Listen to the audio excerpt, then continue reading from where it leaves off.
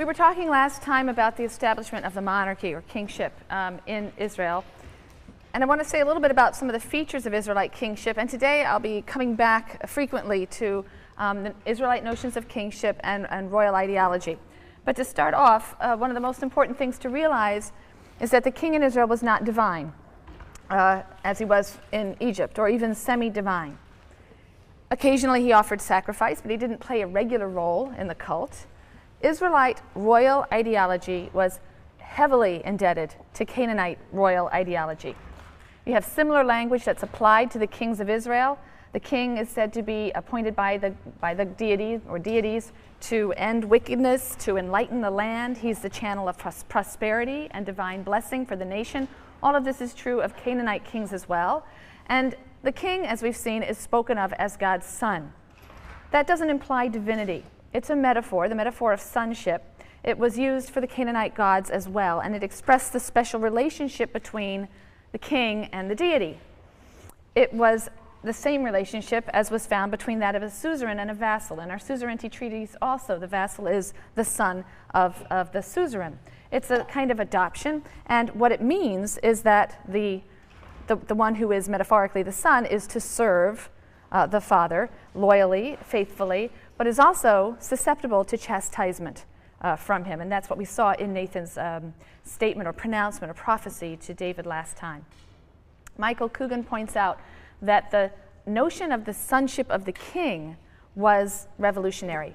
It was a deliberate effort to replace an earlier understanding according to which the entire nation of Israel was God's son. You'll remember during the plagues in Egypt, and God refers to Pharaoh as having oppressed his son, Israel, his firstborn. As Yahweh's son, the king now is standing between God and the people as a whole. And we're going to return to in a moment to this new royal ideology and what's really going to be a very tense juxtaposition with the covenant theology. But first I want to say a little bit more about the characters of David and Solomon before going into the way royal ideology was later developed.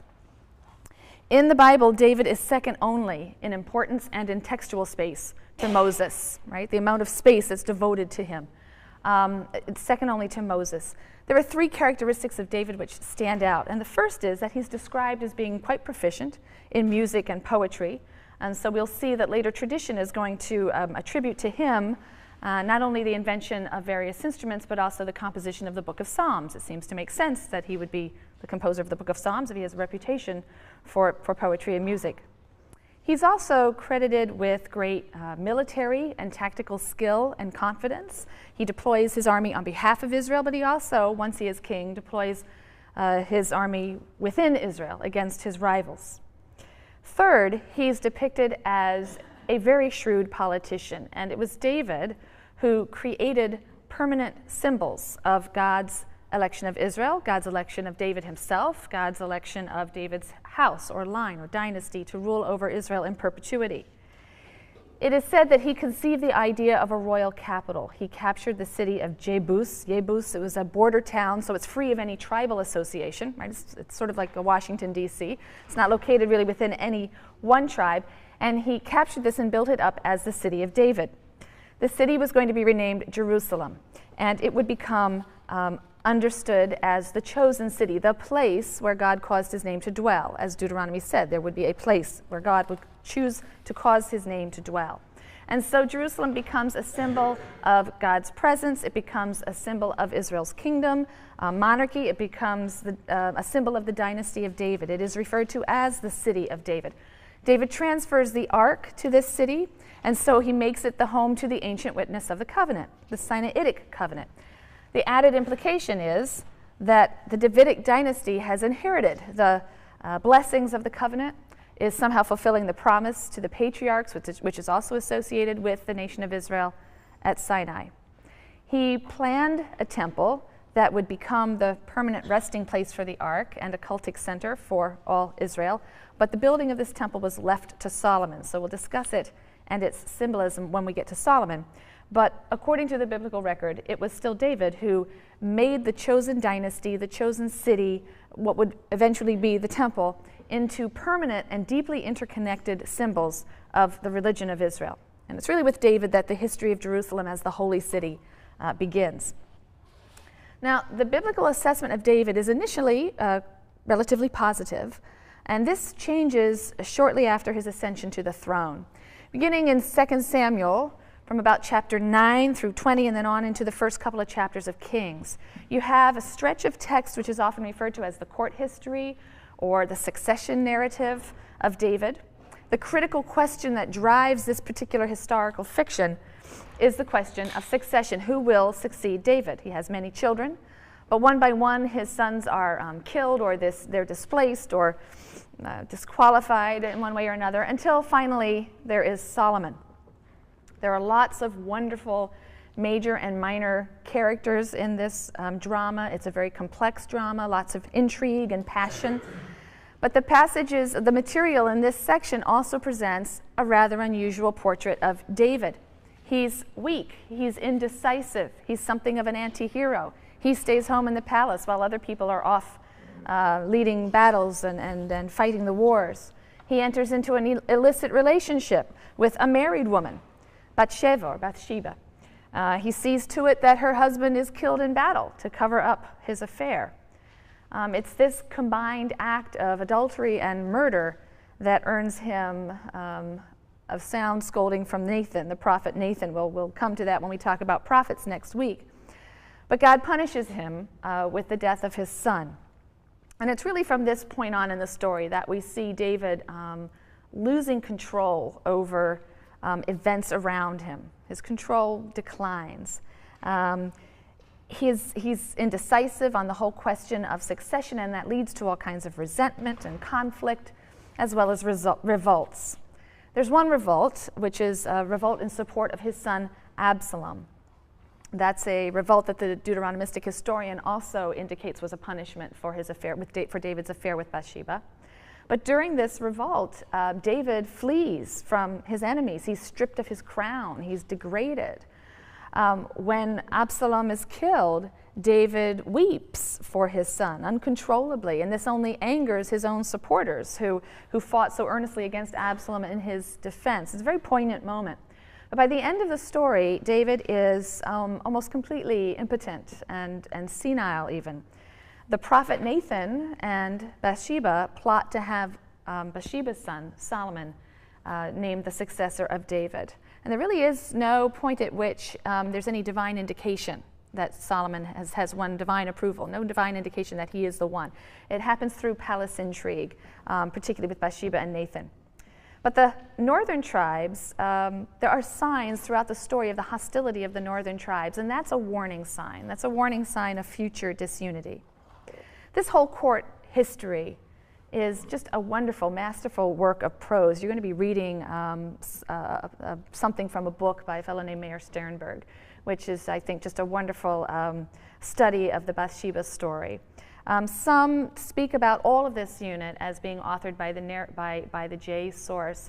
You need to know that source theory has undergone so many permutations. There really isn't any standard view, but I think the idea that the sources J, E, P, and D extend beyond the Pentateuch is now generally no longer accepted. So you will sometimes see people talking about the J source as going all the way through the end of 2 Kings and being, in fact, J is the author of the court history. But for the most part, I think most people think of the source theory as applying to the Pentateuch. And beyond that, we talk about the Deuteronomistic historian redacting earlier sources. I'll talk a little bit more about some of those sources as we move through the later books, the books of the former prophets. The court history has an array of very richly drawn characters. They act out all sorts of scenes of power and lust and courage and struggle. There's crime, there's tender love. It's a very realistic sort of psychological drama. It's also striking for its uncompromising honesty. We don't see anything like that really in the work of any contemporary historian. David is depicted in very, very human terms. The flattery and the whitewashing that you find in other ancient Near Eastern dynastic histories is lacking here. The flattery and whitewashing that we get, for example, in Chronicles Right? The books of Chronicles are really just a retelling of the material here in the former prophets, and they clean up the picture of David. There's no mention of Bathsheba in there. So you do have that kind of whitewashing as part of the historiography of the book of Chronicles, but it's lacking here. All of the flaws, all of the weaknesses of David, a national hero, they're all laid bare. Implicitly, perhaps, that is a critique of kingship. It's perhaps a critique of the claim of kings to rule by divine right. The author here seems to be stressing that David, and as we shall see, Solomon, he's quite human, Solomon's quite human. They are not at all divine. They're subject to the errors and flaws that characterize all humans. As we move out of Samuel now and into 1st and 2nd Kings, we see that these books, Kings, contain the history of Israel from the death of King David until the fall of Judah in 587, 586, and the exile to Babylonia. These books also appear to be based on older sources. Some of them are explicitly identified. They will refer sometimes to these works, which evidently were subsequently lost, but they'll refer to the Book of the Acts of Solomon, or the Book of the Annals of the Kings of Israel, or the Book of the Annals of the Kings of Judah. Annals and chronicles were regularly maintained in royal courts throughout the ancient Near East. There's no reason to think that this wasn't also done in a royal setting in Israel. These annals generally listed events, important events in the reign of a given king. They tended not to have much narrative to them, and the beginning of the first 16 chapters of 1 Kings has that kind of feel, not a lot of narrative and really reportage of events. Beginning in 1 Kings 17 through 22, the first 9 chapters of 7 Kings, there's a departure from that annal genre. The reporting of events in the reign of a king, and you have more developed narratives in those sources. And these narratives generally feature prophets. So it's going to lead very nicely into our study of prophets beginning on Monday. Some of the narratives evidently would have circulated independently, particularly the stories probably about Elijah and Elisha, these zealous Yahweh-only prophets. They were probably local heroes, and these stories circulated independently, but they've come to be embedded in a framework that conforms those sources to the ideology and religious perspective of the Deuteronomistic historian. 1 Kings chapter 2 is the death scene. It has David's deathbed instructions to his son Solomon. And he tells Solomon to kill all of his rivals and opponents. And in verse 12 we read, "And Solomon sat upon the throne of his father David, and his rule was firmly established." And it seems that at this point, the 3 crises that we noted in the book of Samuel, at the opening of 1 Samuel, the 3 crises we noted are resolved. The crisis in succession is resolved. David is succeeded by his son Solomon, and all of the kings of Judah for the next 400 years, in fact, until the destruction in 586, all of these kings will be of the line of David. The military crises seem, for now, to have been resolved. We've had lots of military and diplomatic successes, and Israel seems to be secure. And also the religious crisis that we mentioned is resolved. The ark was retaken from the Philistines. It's been brought to Jerusalem. It's been installed in Jerusalem. And now a magnificent temple is planned that will house the ark and be a site for the central worship of all Israel. But the resolution of these crises came at a cost. They produced fundamental changes in Israelite society. From a loose confederation of tribes, however idealistic that picture was, but from a loose confederation of tribes united by a covenant, we've now got a nation with a strong central administration. It's headed by a king, and that king seems to enjoy a special covenant with God. Rather than charismatic leaders who rise as the need itself arises and then fade away, we now have permanent kings from a single family. And preserved in the biblical sources is a tension between the old ideas of the covenant confederation, what we might call covenant theology, and the new ideology of the monarchy. This new royal ideology combines loyalty to God and loyalty to the throne, so that treason or rebellion against God's anointed is also apostasy. It's also rebellion against God himself. The two become conflated. There's a scholar named John Levinson. I've talked about him before in connection with the covenant at Sinai, but in this wonderful book called Sinai and Zion, he really juxtaposes these two ideologies, and he points to this deep tension between the covenant theology and the royal ideology. In covenant theology, Yahweh alone is the king. He's got a direct, suzerain vassal relationship with the people. So Israel is the subject of covenant theology. The covenant theology, therefore, implies almost automatically a somewhat negative view of the monarchy, and that's what we've seen here and there in the book of Judges and in Samuel. Monarchy is at best unnecessary, and at worst, it's a rejection of God. Nevertheless, despite that resistance or that critique, monarchy, kingship is established in Israel. And Levinson sees the royal ideology that developed to support this institution as a major revolution in the structure of the religion of Israel, where the Sinaitic covenant was contracted between God and the nation. The Davidic covenant is contracted between God and a single individual, the king. The covenant with David, another scholar, Moshe Weinfeld, who I've mentioned before as well, he describes the covenant with David as a covenant of grant. This is a form that we find in the ancient Near East, also. It's a grant of a reward for loyal service and deeds. And so God rewards David with the gift of an unending dynasty. It's a covenant of grant. He grants him this unending dynasty in exchange for his loyalty. And the contrast with the covenant at Sinai is very clear. Where Israel's covenant with God at Sinai had been conditional, it's premised on the observance of God's Torah. If there's violation, then God will uproot the Israelites and throw them out of the land.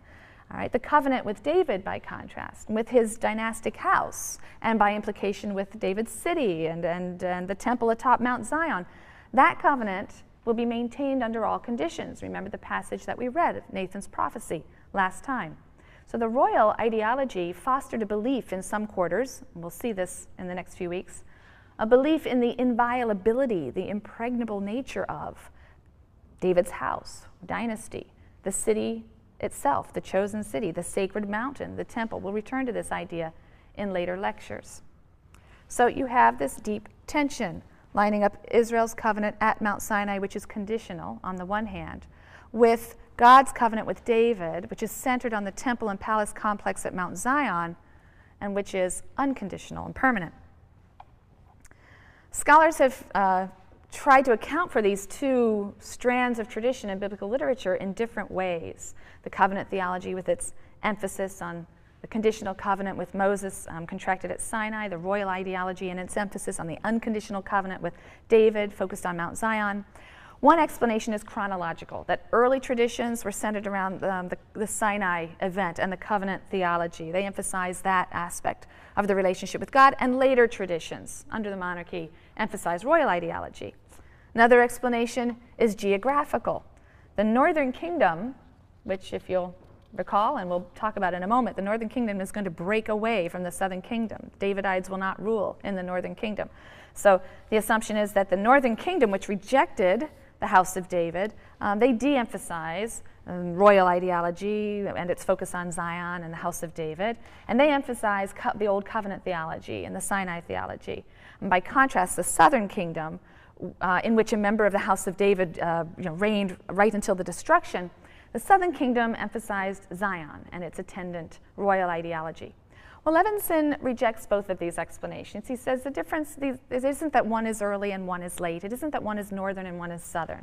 We find the Sinai and the Zion traditions in early texts and late texts. We find them in northern texts and in southern texts. In the south, David's house was criticized just as roundly as it was criticized in the north, and emphasis was placed on the Sinai covenant over against the royal ideology in the south as well as in the north. So the two traditions, he said, coexisted side by side. They stood in a dialectic tension with one another in Israel. And eventually they would come to be coordinated and work together. We'll see that more towards the end of the lecture. But he says the Zion ideology will take on some of the aspects of the legacy of Sinai. Mount Zion will soon be associated with the site of God's theophany or self-revelation. It will become a kind of Sinai, now permanently in Jerusalem. It would become the site of covenant renewal. It will be seen as the place where Torah goes forth, and that's an idea, of course, originally associated with Sinai. That's where God's instruction or Torah went first. But all of these features will be collapsed or telescoped or brought into Mount Zion and the temple complex. But eventually, he says, it's not simply that the Sinai covenant theology was absorbed into royal ideology and Mount Zion, because the entitlement of the house of David will eventually be made contingent on the observance of God's Torah. The king himself, we will see, is not exempt from the covenant conditions set at Sinai. And even though he would never be completely deposed for violating the Sinaitic covenant, he will be punished for his violations. The two will work in tandem. It's an idea that we'll return to. We'll see it more clearly as we get towards the end of this lecture. But for now, keep in mind that the two are going to be held in tension and work together to check one another. Now, David's son, Solomon, is given mixed reviews by the Deuteronomistic historian. He ascends to the throne through intrigue. As I said, there's really no indication of a divine choice or approval, but he's said to reign over a golden age. His kingdom is said to stretch from Egypt to the Euphrates. He made political alliances and economic alliances throughout the region. He would seal these alliances with marriages. He married a daughter of Pharaoh. He married the daughter of the king of Tyre in Phoenicia, and so on. The text claims that he built a daunting military establishment. He put a wall around Jerusalem. There were fortified cities, Hatzor, Megiddo, Gezer. These were bases for his professional army. It's said that the army featured a very expensive chariot force. He also had accomplishments in the realms of industry and trade. He exploited Israel's natural position straddling the north-south trade routes and was able to bring great wealth to the state in that way. The daily supplies that were needed to maintain Solomon's very lavish court are detailed in 1 Kings, so it seems to have been an extraordinarily elaborate court. He developed a merchant fleet. He seemed to work closely with the Phoenicians and the Phoenician king Hiram in developing a merchant fleet and exploited trade routes through the Red Sea. All sorts of exotic products are listed as coming in to Jerusalem from Arabia and the African coast. We have the famous story of the visit of the Queen of Sheba. This could possibly be the Sabaean territory in South Arabia. And there may be some basis in fact, given these trade routes and how well traveled they were at this time. And of course, he's known for his magnificent building operations. Many scholars assume that given this tremendous wealth, this would have been a time for a flowering of the arts. And so it's often been maintained that this would have been the time for the early traditions, biblical traditions, the early traditions of the nation to be recorded, perhaps the J source. People date it to the 10th century, the time of Solomon. But we should be a little skeptical of this grand picture, because archaeologists have found that Jerusalem was a small town.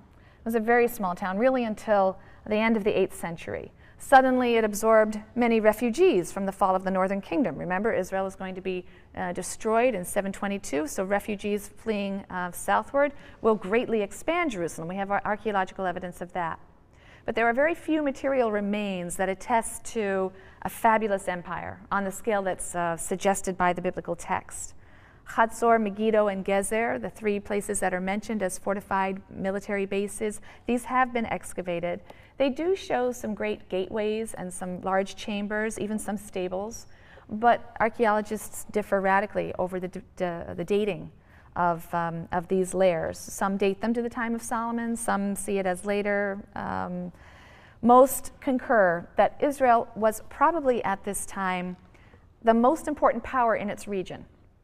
But still, it would have been small and relatively insignificant compared to, say, Egypt or Mesopotamia, some of the great civilizations at either end of the Fertile Crescent.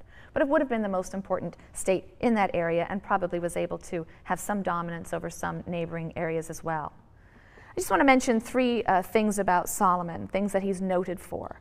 One is that he's praised for his wisdom, and because, again, the biblical text praises him for his wisdom, later tradition will find it convenient to attribute the book of Proverbs to him, as well as the book of Ecclesiastes. These are two works that belong to the genre of wisdom literature we'll be talking about later in the semester. Second, in addition to being praised for his wisdom, he's praised for constructing the temple. And in fact, the primary focus of all of the biblical material, or the biblical story of Solomon, is the building of the temple, the dedication of this temple for the Ark of the Covenant in Jerusalem.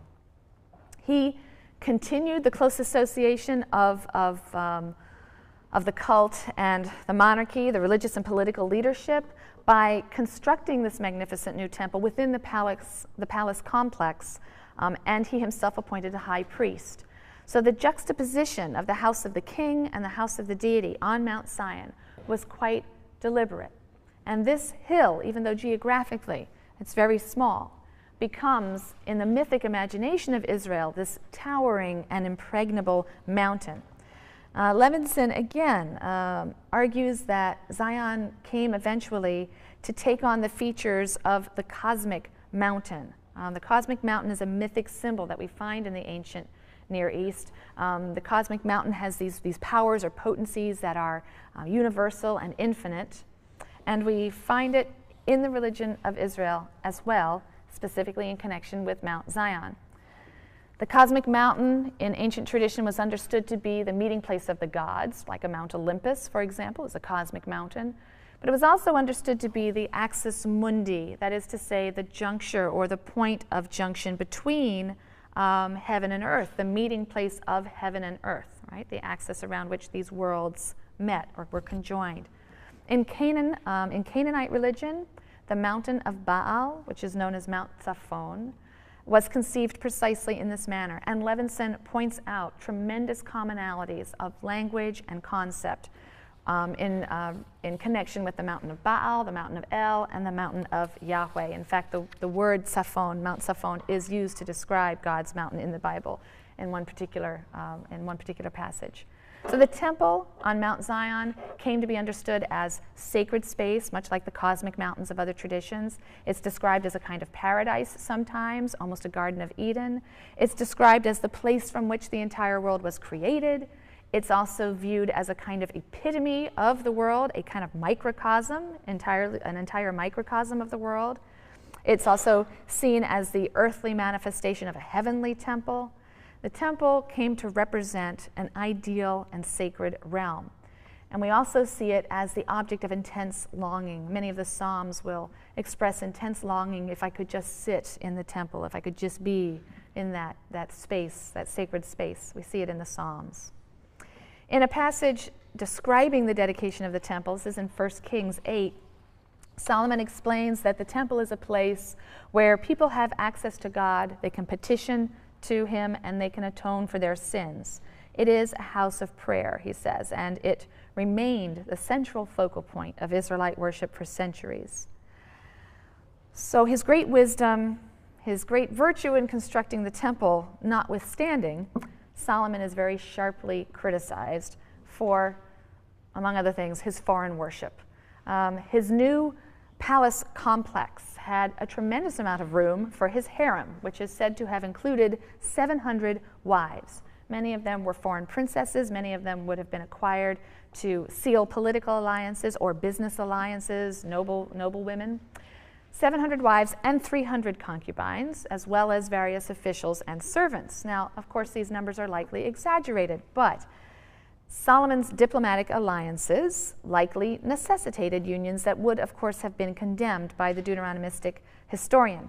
He is said to have loved women foreign women from the nations that God had forbidden, and he succumbed to the worship of their gods and goddesses, which is really the key point. I mean, the whole fear of a foreign spouse is that one will be led to or will support the worship of foreign deities. And so Solomon is said to have built temples for Moabite gods and Ammonite gods. This all may point to a general tolerance for different cults in Jerusalem in the 10th century and in the 9th century. This may not have been an issue in Jerusalem in the 10th and 9th century, but it's an issue for the later Deuteronomistic editor. They have no tolerance before this. So Solomon's primary flaw, in the Deuteronomistic historian's view, is his syncretism, which is prompted by his marriages to these foreign women who brought their native cults to Jerusalem. His religious infidelity is said to be the cause of the severe problems and ultimately the division of the kingdom that will follow upon his death.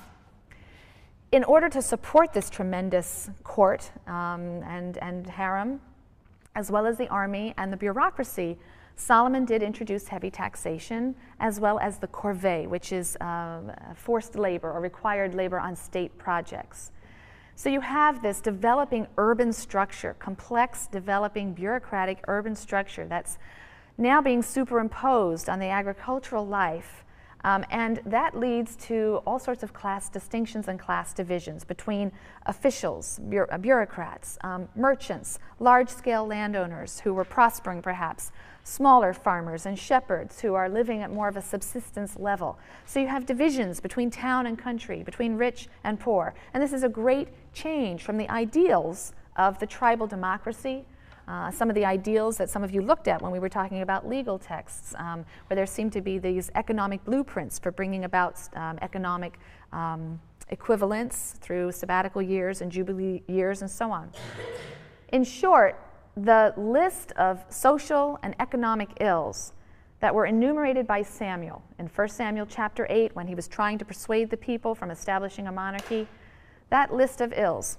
You'll have a standing army, military, a standing army you'll have to support. You'll have to do labor for the state. You're going to have all kinds of taxes and special levies. You're going to be virtually enslaved.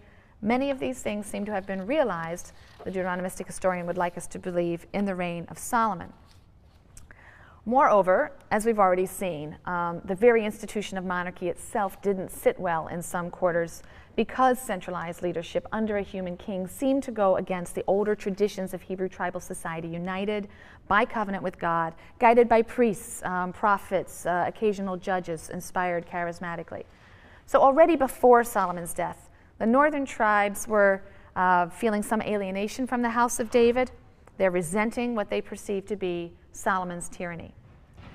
So let me give you a brief timeline of what happens from the death of Solomon down to the destruction. And on one of the earlier handouts I gave you, there is a list of the kings north and south. This is not something you need to memorize, and I'm certainly not going to stress it. But if you kind of want to keep score, that's a list that you can refer to. So when Solomon died in 922, the structure that had been erected by David and Solomon fell into these two rival states. And neither of them, of course, is going to be very strong. You have the northern kingdom of Israel and the southern kingdom referred to as Judah, each with its own king, right? Jeroboam in the north, Rehoboam in the south. Sometimes they're going to be at war with one another. Sometimes they're going to work in alliance with one another.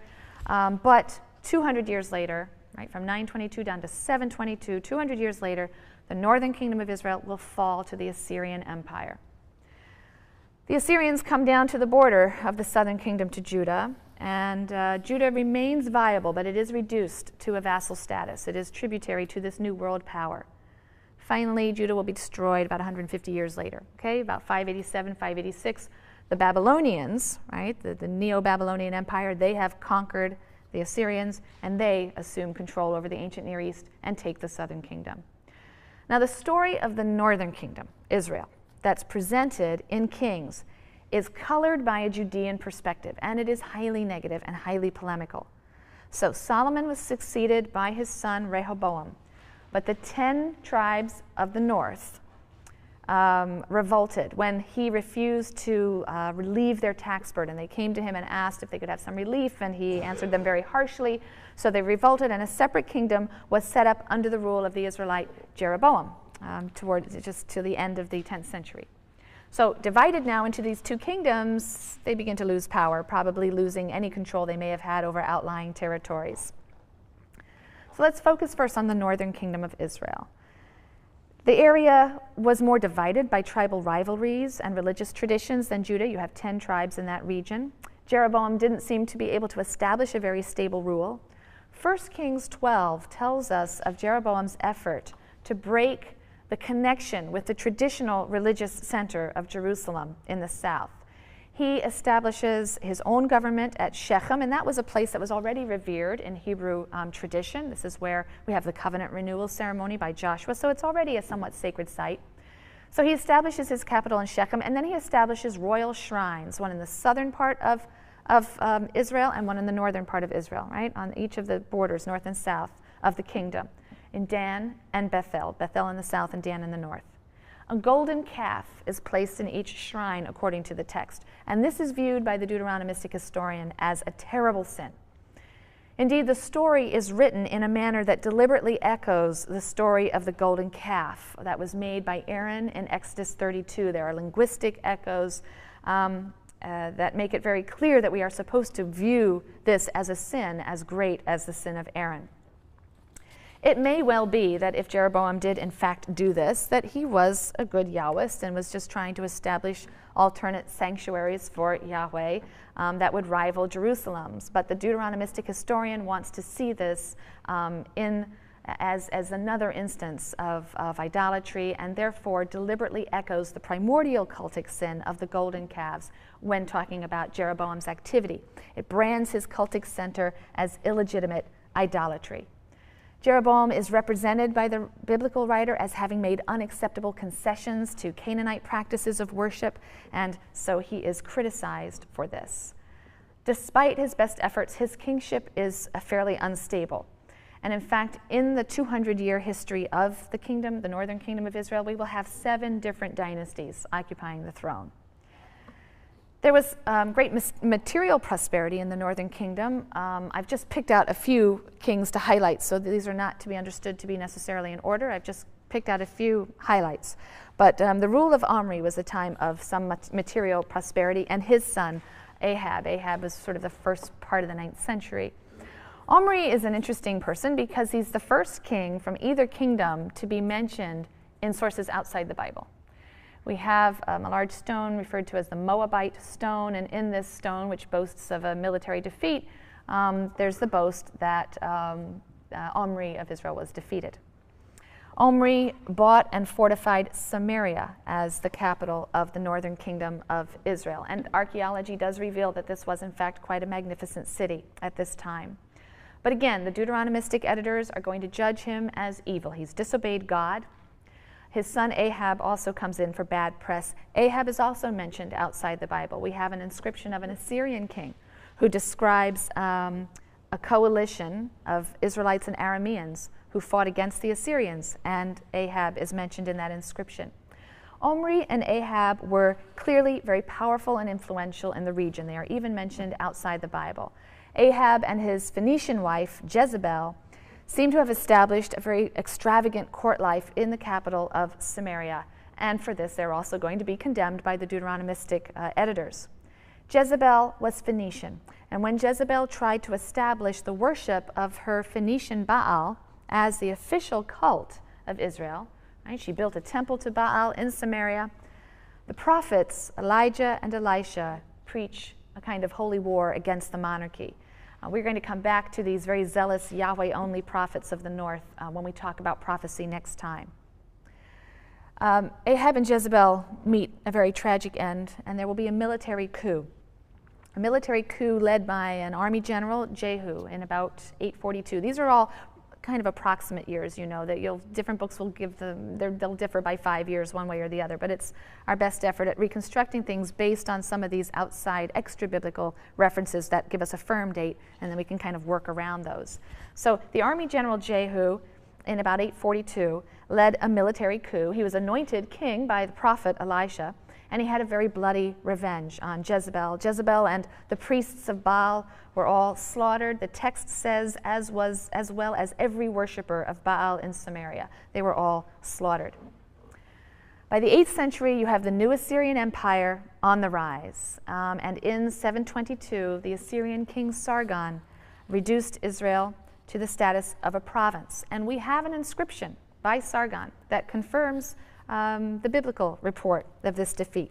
And in this inscription, Sargon says, "I besieged and conquered Samaria, led away as booty 27,290 inhabitants of it. The town I rebuilt better than it was before, and settled therein people from countries which I myself had conquered." So population transplanting. "I placed an officer of mine as governor over them and imposed upon them tribute, as is customary for Assyrian citizens." So there's a basic agreement between this and the biblical account. Many of the governing class, the wealthy merchants, many tens of thousands in all, were carried off to northern Mesopotamia, and they were lost to history. These are the 10 lost tribes of Israel. There would have remained behind some Hebrew farmers and shepherds. They would have continued their old ways. But as was consistent with their policy, the Assyrians imported new peoples to repopulate this area and to break up any local resistance to their rule. And this would then become the province of Samaria. And this ethnically mixed group would practice a form of Israelite religion, but the Deuteronomistic editor does not view it as legitimate. And ultimately, these Samaritans were going to be despised by the Jews of the southern kingdom, the Jews of Judah. They were seen as foreign corrupters of the faith. They were always ready to assist Judah's enemies against Judah. So they felt very little kinship, and very often the Samaritans would join against those attacking Judah. So there was tremendous rivalry between the Jews of Judah and the Samaritans. Hence, the New Testament story makes sense, right? This is a hated person, this good Samaritan.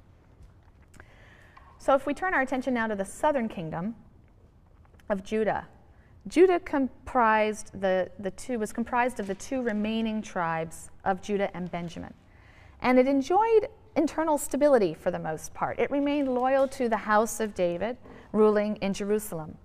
Shortly after Israel fell in 722 to the Assyrians, the Judahites, whose king at that time was King Hezekiah, right? So the King Hezekiah had to agree to terms with Assyria. They became sort of subject allies or vassals of Assyria. But Hezekiah began to prepare for rebellion, began to make alliances with neighbors, and this prompted the Assyrians to march in and lay siege to Jerusalem. This would have happened about 701. And this siege is described in Assyrian sources. So we have independent records of this from Assyrian sources. We read there, as to Hezekiah, the Jew of Yehud, right, the Jew, he did not submit to my yoke. I laid siege to 46 of his strong cities, walled forts, etc. I drove out 200,150 people. Himself I made prisoner in Jerusalem, his royal residence, like a bird in a cage. But eventually the Assyrians actually withdrew the siege. Judah was able to withstand the siege to preserve their own kingship. The Assyrian Empire is going to fall in 612. This is the fall of Nineveh, you may have heard of at some point. And they will fall to the rising Babylonians, the Neo-Babylonian Empire. It's the Neo-Babylonian Empire that will succeed in felling Judah under Nebuchadnezzar of Babylon in 587 or 586. The walls of Jerusalem are dismantled. Many members of the governing classes, the wealthier classes, are going to be carried off into exile in Babylonia. And that the Hebrews didn't fade into oblivion after the loss of political independence and their geographical base is due in large part to the interpretation of events provided by the Deuteronomistic school. So we need to talk a little bit about that ideology and why it had the historical effect that it had. As I mentioned before, Deuteronomy isn't just the capstone of the Pentateuch's narrative, it's also the first part of a longer literary history. Martin Noth was a German scholar who first argued for this, argued that the composition and authorship of Deuteronomy has more in common with what follows in some sense than what precedes it. And he argued that we should understand this to be a unit, the product of a particular school.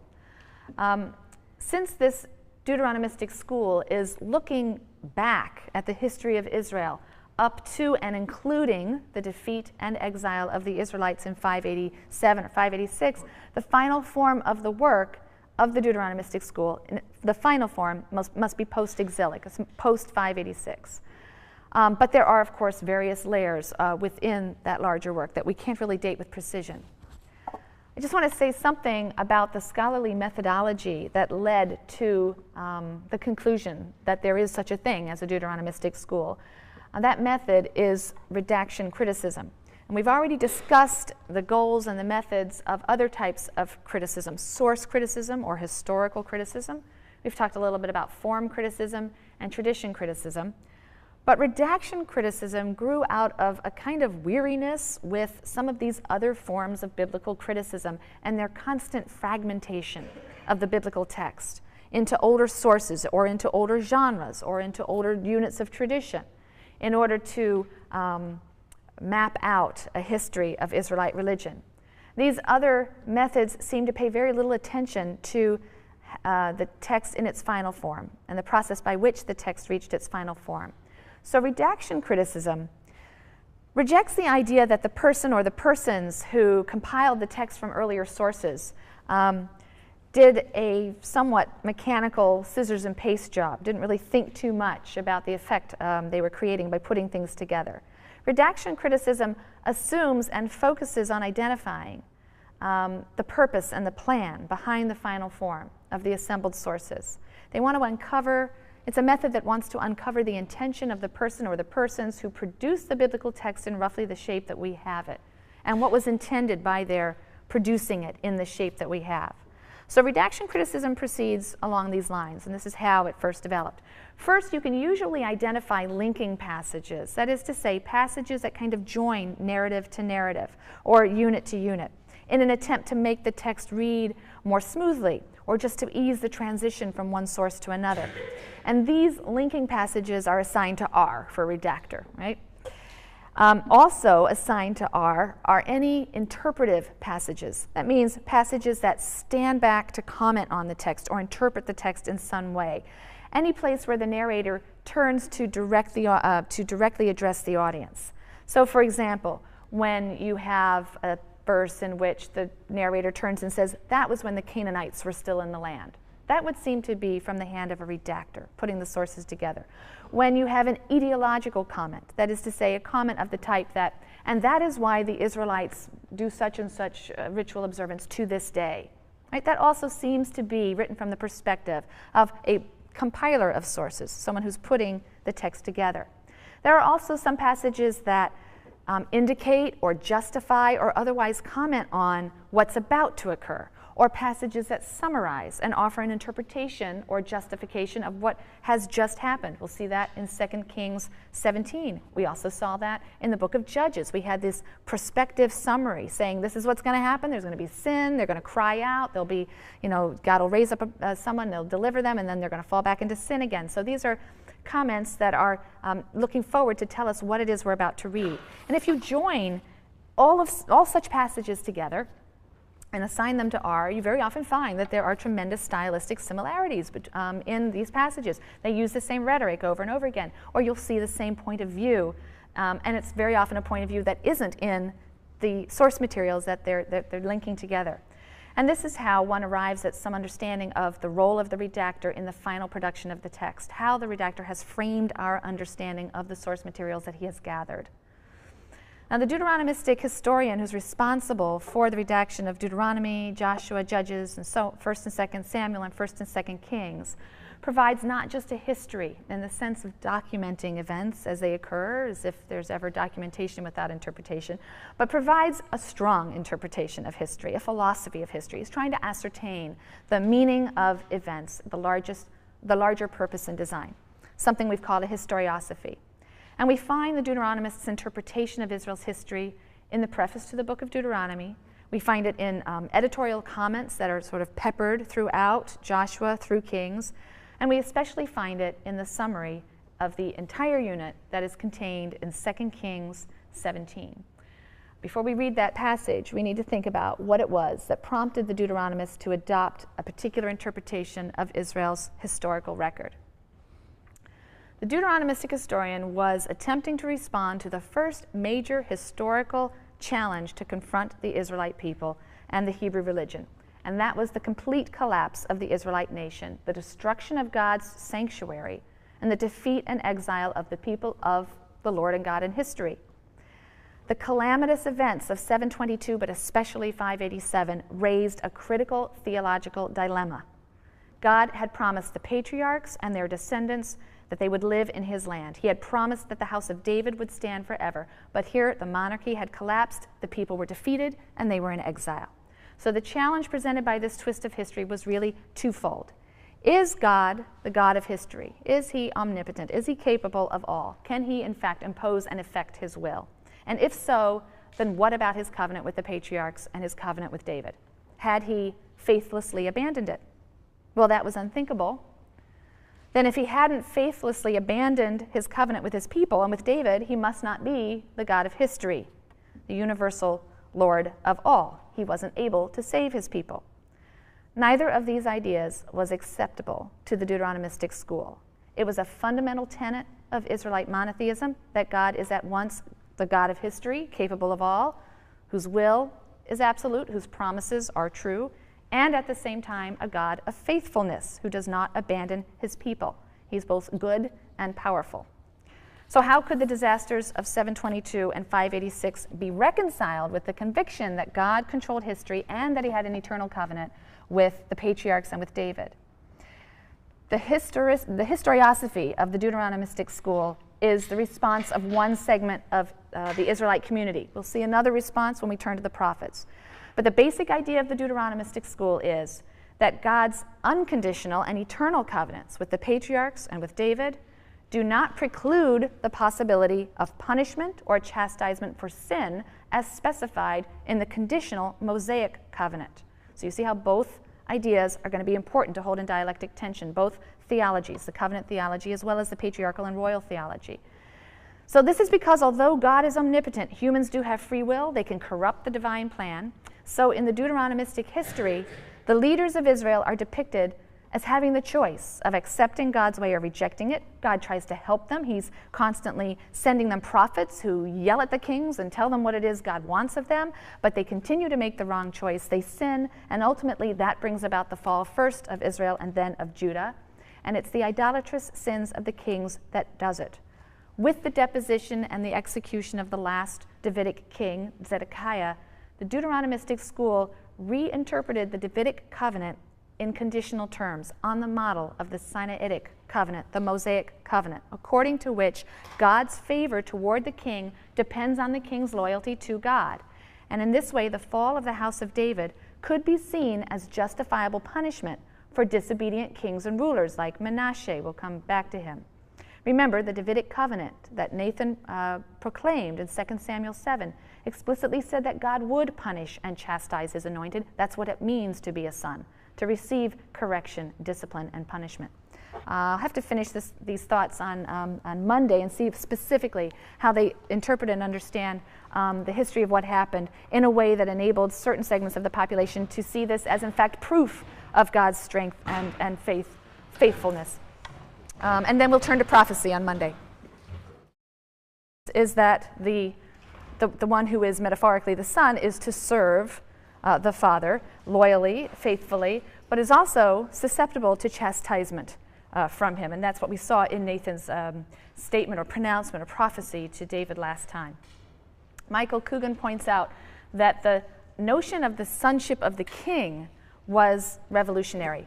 It was a deliberate effort to replace an earlier understanding according to which the entire nation of Israel was God's son. You'll remember during the plagues in Egypt, and God refers to Pharaoh as having oppressed his son, Israel, his firstborn.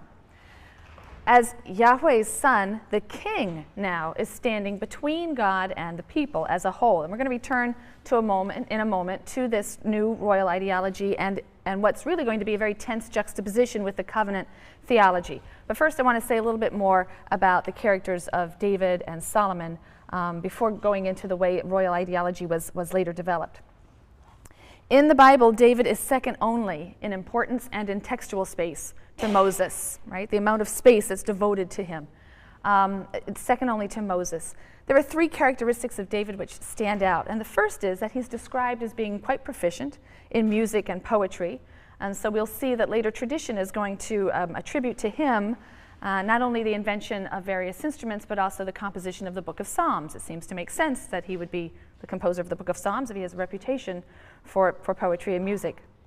He's also credited with great military and tactical skill and confidence. He deploys his army on behalf of Israel, but he also, once he is king, deploys his army within Israel against his rivals. Third, he's depicted as a very shrewd politician, and it was David who created permanent symbols of God's election of Israel, God's election of David himself, God's election of David's house or line or dynasty to rule over Israel in perpetuity.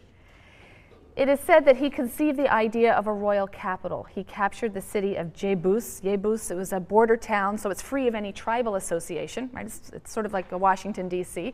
It's not located really within any one tribe. And he captured this and built it up as the city of David. The city was going to be renamed Jerusalem, and it would become understood as the chosen city, the place where God caused his name to dwell. As Deuteronomy said, there would be a place where God would choose to cause his name to dwell. And so Jerusalem becomes a symbol of God's court history or the succession narrative of David. The critical question that drives this particular historical fiction is the question of succession. Who will succeed David? He has many children, but one by one his sons are killed, or they're displaced or disqualified in one way or another, until finally there is Solomon. There are lots of wonderful major and minor characters in this drama. It's a very complex drama, lots of intrigue and passion. But the material in this section also presents a rather unusual portrait of David. He's weak, he's indecisive, he's something of an anti-hero. He stays home in the palace while other people are off leading battles and fighting the wars. He enters into an illicit relationship with a married woman, Bathsheba. He sees to it that her husband is killed in battle to cover up his affair.